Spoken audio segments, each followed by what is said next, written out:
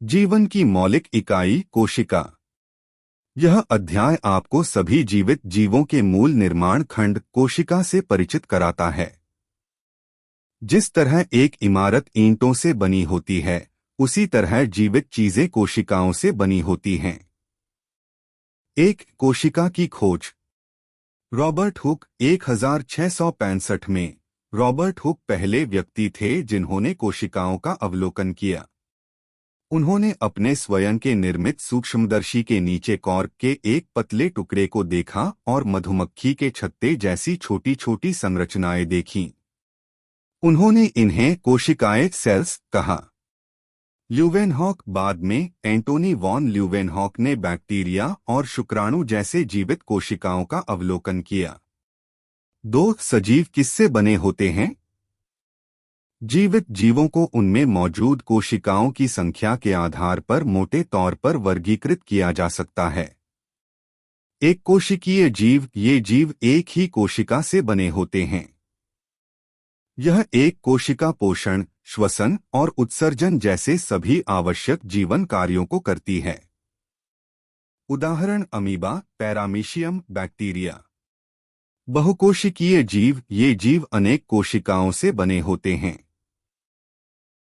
बहुकोशिकीय जीवों में विभिन्न कोशिकाएं विभिन्न कार्य करती हैं, जिससे श्रम विभाजन होता है। उदाहरण पौधे, जंतु, कवक। तीन कोशिका सिद्धांत। दो वैज्ञानिकों श्लाइडेन और श्वान ने कोशिका सिद्धांत प्रस्तावित किया। बाद में विर्चो ने इसका विस्तार किया। कोशिका सिद्धांत के मुख्य बिंदु हैं। सभी सजीव कोशिका से बने होते हैं। कोशिका जीवन की मूल संरचनात्मक और क्रियात्मक इकाई है। सभी कोशिकाएं पूर्व मौजूद कोशिकाओं से बनती हैं। 4 कोशिका के मुख्य घटक। अधिकांश कोशिकाओं में, चाहे वे पौधे की हों या जंतु की, 3 मुख्य भाग होते हैं। प्लाज्मा झिल्ली या कोशिका झिल्ली। यह कोशिका की सबसे बाहरी परत होती है। यह चयनात्मक पारगम्य होती है, जिसका अर्थ है कि यह केवल कुछ पदार्थों को कोशिका में प्रवेश करने या बाहर निकलने की अनुमति देती है। यह लिपिड और प्रोटीन से बनी होती है। कोशिका द्रव्य। यह प्लाज्मा झिल्ली के अंदर मौजूद जेली जैसा पदार्थ होता है। इसमें विभिन्न कोशिका अंगक होते हैं, जिनमें से प्रत्येक एक विशिष्ट कार्य करता है। केंद्रक। यह आमतौर पर एक केंद्रीय गोलाकार संरचना होती है। इसे अक्सर कोशिका का नियंत्रण केंद्र कहा जाता है, क्योंकि यह सभी कोशिका गतिविधियों को नियंत्रित करता है और इसमें गुणसूत्रों के रूप में आनुवंशिक सामग्री डीएनए होता है। 5 केंद्रक के आधार पर कोशिकाओं के प्रकार। केंद्रक के संगठन के आधार पर कोशिकाओं को 2 मुख्य प्रकारों में विभाजित किया जाता है।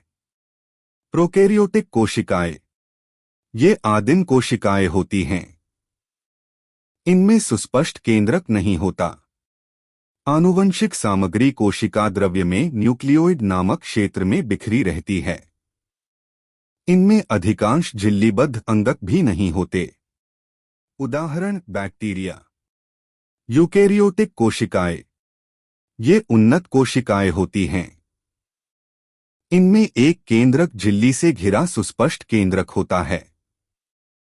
इनमें विभिन्न झिल्लीबद्ध अंगक होते हैं। उदाहरण पादप कोशिकाएं, जंतु कोशिकाएं, कवक कोशिकाएं। 6 कोशिका अंगक। ये कोशिका द्रव्य के भीतर की छोटी संरचनाएं होती हैं, जिनमें से प्रत्येक का एक विशिष्ट कार्य होता है। अंतर्द्रवीय जालिका ER। झिल्लियों का एक नेटवर्क। खुरदुरी ER। इसकी सतह पर राइबोसोम होते हैं, जो प्रोटीन संश्लेषण में शामिल होते हैं। चिकनी ER। इसमें राइबोसोम नहीं होते, जो लिपिड संश्लेषण और विषहरण में शामिल होते हैं। गोल्जी उपकरण ER में संश्लेषित पदार्थों की पैकेजिंग, संशोधन और परिवहन में शामिल। लाइसोसोम कोशिका की आत्मघाती थैली कहलाती हैं। इनमें पाचक एंजाइम होते हैं जो अपशिष्ट पदार्थों और पुराने कोशिका भागों को तोड़ते हैं। माइटोकॉन्ड्रिया कोशिका का ऊर्जा घर के रूप में जाना जाता है। वे कोशिकीय श्वसन के माध्यम से एटीपी, कोशिका की ऊर्जा मुद्रा का उत्पादन करते हैं। प्लास्टिड केवल पादप कोशिकाओं में पाए जाते हैं। क्लोरोप्लास्ट इनमें क्लोरोफिल होता है और ये प्रकाश संश्लेषण का स्थान होते हैं। ल्यूकोप्लास्ट भोजन, स्टार्च, तेल, प्रोटीन कणिकाओं का भंडारण करते हैं। रसधानियां पानी, पोषक तत्वों और अपशिष्ट उत्पादों के लिए भंडारण थैली। पादप कोशिकाओं में बड़ी केंद्रीय रसधानी प्रमुख होती है जो स्फीति प्रदान करती है। जंतु कोशिकाओं में छोटी और कम होती हैं। राइबोसोम प्रोटीन संश्लेषण के स्थल।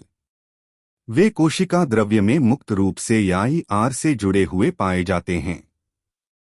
कोशिका भित्ति केवल पादप कोशिकाओं में पाई जाती है। प्लाज्मा झिल्ली के बाहर मौजूद एक कठोर बाहरी परत पादप कोशिका को संरचनात्मक सहायता और सुरक्षा प्रदान करती है। यह मुख्य रूप से सेल्यूलोज से बनी होती है। 7 पादप और जंतु कोशिकाओं में अंतर। विशेषता पादप कोशिका, जंतु कोशिका। कोशिका भित्ति उपस्थित, अनुपस्थित। प्लास्टिड उपस्थित, उदा। क्लोरोप्लास्ट अनुपस्थित। रसधानी बड़ी, एक केंद्रीय रसधानी, छोटी, अनेक या अनुपस्थित। सेंट्रियोल अनुपस्थित, अधिकतर, उपस्थित, कोशिका विभाजन में शामिल। आकार आमतौर पर निश्चित और आयताकार, वर्गाकार, आमतौर पर अनियमित या गोलाकार। यह अध्याय इस बात की नींव रखता है कि जीवन अपने सबसे बुनियादी स्तर पर कैसे कार्य करता है। कोशिका को समझना महत्वपूर्ण है क्योंकि वृद्धि से लेकर प्रजनन तक सभी जैविक प्रक्रियाएं कोशिकाओं और उनके घटकों के उचित कार्य पर निर्भर करती हैं। Thank you so much.